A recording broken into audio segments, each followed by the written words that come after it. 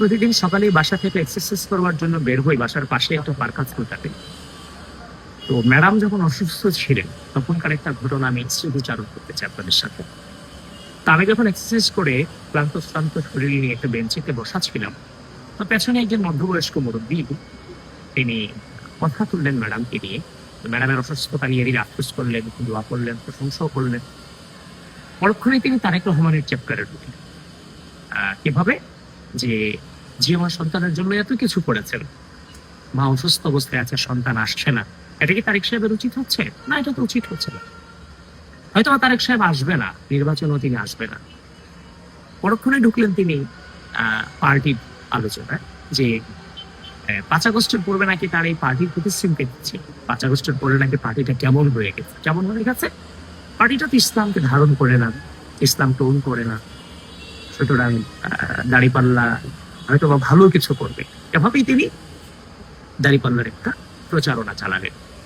সেদিন তো আর ধরতে পারিনি, পরবর্তীতে আইডেন্টিফাই করতে পারি যে উনি হচ্ছে এই এলাকারই জামায়াতের নেতৃস্থানীয়।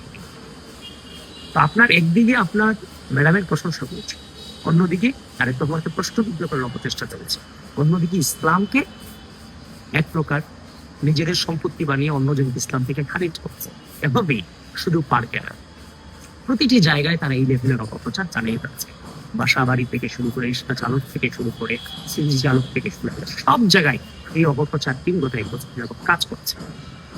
ঠিক একইভাবে আমরা 2 দিন আগে দেখতে পেলাম একজন প্রার্থী বলছে বিড়িতে শোক টান দিয়ে দাঁড়িপাল্লার জন্য ধরতে হয়তো আল্লাহ তাকে জান্নাত দিয়ে দিতে পারে, তাকে মাফ করে দিতে পারে। এটা এক প্রকার ধর্ম অবমাননামূলক বক্তব্য। তো এভাবেই ধর্মকে ব্যবহার করে অপপ্রচার চালিয়ে যাচ্ছে এই জামাতে ইসলাম এবং তার বিভিন্ন ছাত্র সংগঠন। প্রিয় বন্ধুগণ, ঠিক অপর দিকে বাংলাদেশ জাতীয়তাবাদী দল বিএনপি, তারা তাদের রাষ্ট্র ক্ষমতায় যদি তারা আসে, যদি দায়িত্ব পায়, রাষ্ট্রটাকে কিভাবে বিনির্মাণ করবে, কোন পলিসির আলোকে রাষ্ট্রকে পরিচালনা করবে, একের পর এক তারা পলিসিগুলো উপস্থাপনা করে যাচ্ছে, রিসার্চ করে যাচ্ছে।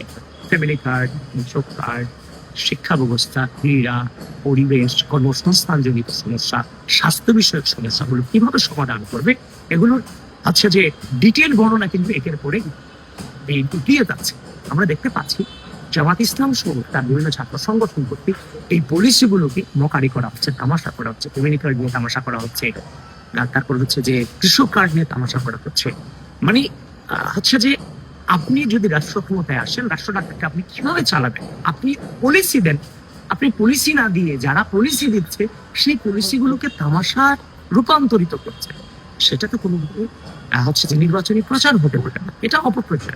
তাহলে আপনার কাছে কোনো পলিসি নেই, আপনি রাষ্ট্রকে কিভাবে চালাবেন? আপনার উচিত যে পলিসিগুলো বিএনপি নিয়েছে, এই যে ফ্যামিলি কার্ড, লক্ষ লক্ষ মানুষ না খেয়ে দিনাতিপাত করে, তো সেই জায়গাতে রাষ্ট্রের পক্ষ থেকে যে একটা খাদ্যের অধিকারের উদ্যোগ নেওয়া হয়েছে সেটাকে স্বাগত জানানো উচিত, যদি পজিটিভ মাইন্ড আপনাদের থাকে যে হ্যাঁ আপনারাও যদি কোনোভাবে ক্ষমতায় আসতে পারেন তাহলে আপনারাও আপনাদের জায়গা থেকে এই পলিসিগুলোকে আপনারা ত্বরান্বিত করবেন।